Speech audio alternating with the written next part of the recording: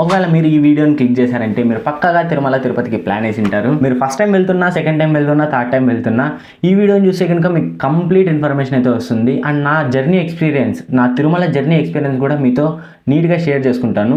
మేమైతే ఒక హోటల్లో అయితే కనుక ఒక చిన్న తప్పు చేసాం, అలా చిన్న చిన్న తప్పులు ఎలా చేయకుండా ఉండాలి, అండ్ ఈ ఇయర్లో తిరుమల రూల్స్ ఏంటి, రూమ్స్ ఎక్కడ తీసుకోవాలి, ఒకవేళ రూమ్స్ లేకుంటే కనుక లాకర్స్ ఎక్కడ తీసుకోవాలి, ఎస్ఎస్డి టోకన్స్ ఎక్కడ తీసుకోవాలి, ఇలా కంప్లీట్ ఇన్ఫర్మేషన్ మొత్తం నేను ఈ వీడియోలో నీట్గా అయితే ఎక్స్ప్లెయిన్ చేస్తాను, ఎక్కడ బోర్ కొట్టకుండా. సో వీడియోని అయితే ఎక్కడైనా స్కిప్ చేయదన్నవా. అలాగే మీ ఆ మంచి చేతులతో ఈ వీడియోని లైక్ చేసి మన ఛానల్ని అయితే సబ్స్క్రైబ్ చేసుకోండి. మీరు ఫస్ట్ టైం వెళ్తున్నారా, మీ ఫ్రెండ్స్తో వెళ్తున్నారా, ఫ్యామిలీతో వెళ్తున్నారా, కింద అయితే కామెంట్ చేయండి, నేను కూడా తెలుసుకుంటాను. మీరు లైక్ చేసి మన ఛానల్ని సబ్స్క్రైబ్ చేశారనుకుంటున్నాను. ఇంకా వీడియోని అయితే స్టార్ట్ చేద్దాం. ఫస్ట్ మీరైతే తిరుపతి రైల్వే స్టేషన్కి అయితే రీచ్ అయిపోండి. మ్యాక్సిమం ప్రతి స్టేట్ నుండి అయితే కనుక తిరుపతికి రైల్స్ అయితే అవైలబుల్గా ఉన్నాయి. తిరుపతి రైల్వే స్టేషన్కి రీచ్ అవ్వగానే మనకి పక్కనైతే కనుక విష్ణు నివాసం ఉంటుంది.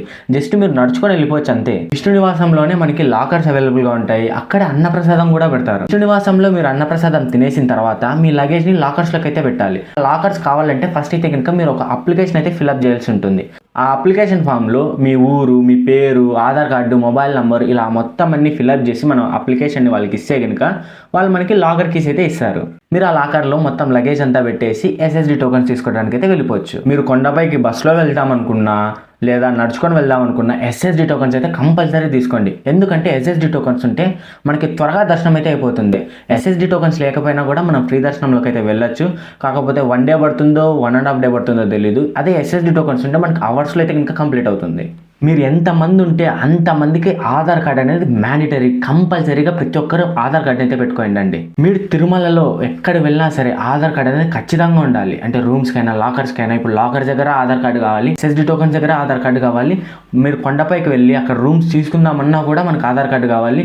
ఒకవేళ మీరు లడ్డూస్ ఎక్స్ట్రా తీసుకోవాలన్నా కూడా ఆధార్ కార్డు కావాలి. సో ఆధార్ కార్డ్ అనేది చాలా ఇంపార్టెంట్. ఒకప్పుడు విష్ణు నివాసం దగ్గర అయితే నైట్ 2కి అయితే ఎస్ఎస్డి టోకన్స్ ఇచ్చేవాళ్ళు. కాకపోతే ఇప్పుడైతే టైమింగ్స్ అయితే టోటల్గా చేంజ్ అయ్యాయి. ఈ మధ్య నైట్ 9కి అయితే టోకన్స్ ఇవ్వడం స్టార్ట్ చేశారు. సో మీరు ఎందుకైనా మంచిది చూసుకోండి. కొంచెం అర్లీగా ఉంటే కనుక బెస్ట్. మనకి టోకన్స్ చాలా ఇంపార్టెంట్ కాబట్టి. నెక్స్ట్ ఎస్ఎస్డి టోకన్స్ ఎక్కడ ఇస్తారంటే శ్రీవారిమెట్ట దగ్గర ఇస్తారు. శ్రీవారిమెట్ట దగ్గర మార్నింగ్ 5 నుంచి 6 మధ్యలో అయితే కనుక ఎస్ఎస్డి టోకన్స్ ఇచ్చే స్టార్ట్ చేస్తారు. అక్కడ కూడా ఆధార్ కార్డు ఉండాలి. ఇప్పుడు మనకి ఎస్ఎస్డి టోకన్స్ అనేవి వచ్చేసాయి. ఇప్పుడు మనం నెక్స్ట్ చేయాల్సిన పని ఏంటి? కొండపైకి వెళ్ళడం. మనం కొండపైకి వెళ్ళడానికి 2 మార్గాలు అయితే ఉన్నాయి. ఒకటి మనం బస్సులో అయినా వెళ్ళొచ్చు, లేదంటే కనుక కాలినడకనైనా వెళ్ళొచ్చు. మీరు బస్సులో వెళ్ళాలంటే కనుక అలిపిరి మెట్ల దగ్గర నుంచి బస్సెస్ అయితే ఉంటాయి. సో మీరు బస్సులో అయితే వెళ్ళిపోవచ్చు. ఒకవేళ మీరు కాలినడకన వెళ్ళాలంటే కాలినడకలో కూడా 2 మార్గాలు ఉన్నాయి. శ్రీవారి మెట్లు, అలిపిరి మెట్లు. ఈ 2 మార్గాల్లో ఏ మార్గంలో అయినా వెళ్ళొచ్చు. శ్రీవారి మెట్లలో మనకి 2100 మెట్లు అయితే ఉంటాయి. అలిపిరి మెట్ల దగ్గర మనకి 3500 మెట్లు అయితే ఉంటాయి. ఏ మార్గంలో వెళ్ళినా కూడా ఒకటే. కాకపోతే మీ ఒపీనియన్, అది మీ ఇష్టం. రెండిట్లో ఎట్లా వెళ్ళినా కనుక ఒకటే. ఇక కొండనెక్కే వాళ్ళు లగేజ్ మొత్తం పట్టుకొని కొండనెక్కలేరు కదా. అందుకే అలిపిరి మెట్ల దగ్గర, శ్రీవారి మెట్ల దగ్గర లగేజ్ కౌంటర్స్ అయితే ఉంటాయి. మనం అక్కడ ఎన్ని బ్యాగ్స్ ఉన్నా సరే ఒకరి ఆధార్ కార్డు, ఒక మొబైల్ నెంబర్ ఇస్తే కనుక సరిపోతుంది. వాళ్ళ లగేజ్ మొత్తం తీసుకొని మనకైతే కనుక ఒక స్లిప్ అయితే ఇస్తారు. ఆ స్లిప్ మనం కొండపైన చూపిస్తే కనుక మన లగేజ్ మనం తీసుకోవచ్చు. శ్రీవారి మెట్లు ఎక్కినా, అలిపిరి మెట్లు ఎక్కినా మధ్య మార్గంలో అయితే దివ్య దర్శనం టోకన్లు ఇస్తారు. ఇప్పుడు ఎస్ఎస్డి టోకన్లు ఏంటి, దివ్య దర్శనం టోకన్లు ఏంటి అని మీకు డౌట్ వచ్చిండొచ్చు. ఎస్ఎస్డి టోకన్స్, దివ్య దర్శనం టోకన్స్ 2 దర్శనం టోకన్సే. కాకపోతే నేను వెళ్ళినప్పుడు దివ్య దర్శనం టోకన్స్ అనేవి అయిపోయినాయి. కొంతమంది కొండని లేట్గా ఎక్కుతారు, లేదంటే మనకన్నా ముందు చాలా మంది ఉండొచ్చు. అక్కడ కొన్ని లిమిటెడ్ టోకన్స్ మాత్రమే ఇస్తారు దివ్య దర్శనం టోకన్స్. అందుకే నేను ముందు జాగ్రత్త కోసం ఎస్ఎస్డి టోకన్స్ అయితే తీసుకోండి అని చెప్పాను. ఇప్పుడు మీకు ఎస్ఎస్డి టోకన్స్, దివ్య దర్శనం టోకన్స్, కొండని ఎలా ఎక్కాలి అని మొత్తం క్లారిటీ వచ్చి ఉంటుంది.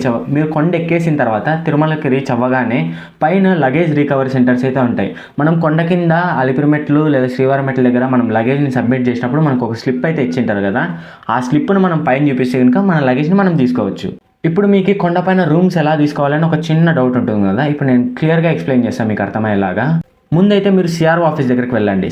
సిఆర్ఓ ఆఫీస్ దగ్గర మార్నింగ్ 5 నుంచి రూమ్లు ఇచ్చే కౌంటర్ అయితే కనుక ఓపెన్ చేస్తారు. ఫ్యామిలీలో ఒక పర్సన్ ఆధార్ కార్డు తీసుకొని వెళ్తే కనుక మనకైతే కనుక రూమ్ అయితే ఇస్తారు. మనం సింగిల్గా వెళ్ళినా, ఫ్యామిలీ ఉందని అవ్వదని చెప్పినా కూడా రూమ్ ఇస్తారు. కాకపోతే అలా తీసుకోకండి. ఎందుకంటే ఫ్యామిలీతో వచ్చిన వాళ్ళు చాలా ఇబ్బంది పడతారు.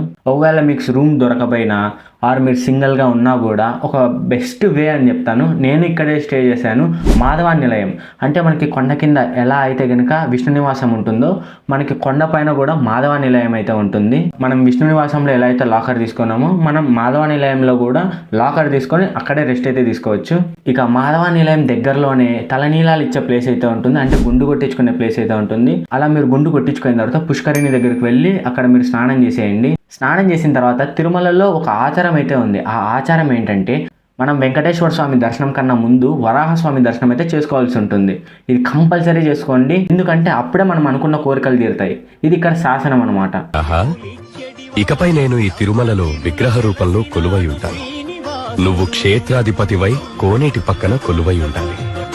మా దర్శనం కన్నా ముందుగా భక్తులు నీ దర్శనం చేసుకుంటేనే వారి కోరికలు నెరవేరుతాయి. ఇదిగో శాసన పత్రం.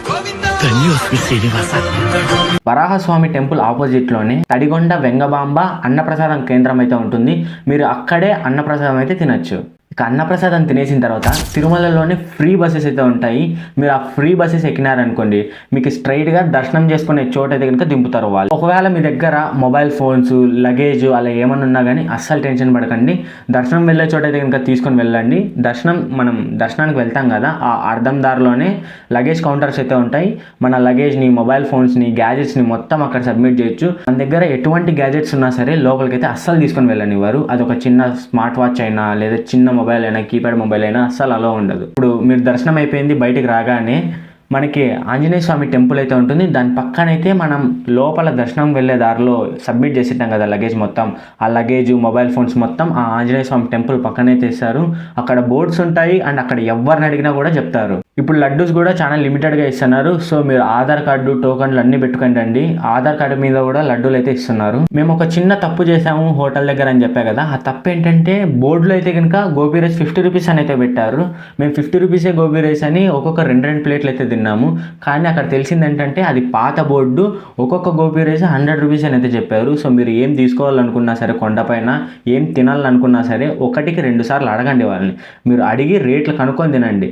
మీ దగ్గర మనీ ఉండదు కొన్నిసార్లు, మీరు అది నమ్ముకొని వెళ్ళింటారు. సో అక్కడే మనీ మొత్తం ఖర్చు అయిపోతుంది. మీరు రిటర్న్ జర్నీ ప్లాన్ చేయకుండా కొండపైన ఏమైనా ప్లేసెస్ చూడాలనుకుంటే ఏపీఎస్ఆర్టీసీ వాళ్ళు 120 రూపీస్కి ఒక బస్ పాస్ అయితే ఇస్తారు. ఆ బస్ పాస్తో మనం 7 ప్లేసెస్ అయితే కనుక విజిట్ చేయొచ్చు. అంటే మనం ఏ ఏపీఎస్ఆర్టీసీ బస్ ఎక్కినా కూడా ఆ బస్ పాస్ చూపిస్తే కనుక మనం ఫ్రీగా అయితే కనుక తిరగచ్చు. ఈ వీడియో మీకు చాలా ఇన్ఫర్మేటివ్ అండ్ యూస్ఫుల్గా ఉంటుంది అని అనుకుంటున్నాను. సో మీకు వీడియో ఖచ్చితంగా నచ్చింటుంది అనుకుంటున్నాను. ఇంకోసారి గుర్తు చేస్తున్నాను, మర్చిపోకుండా వీడియోని అయితే లైక్ చేయండి, మన ఛానల్ని సబ్స్క్రైబ్ చేసుకోండి.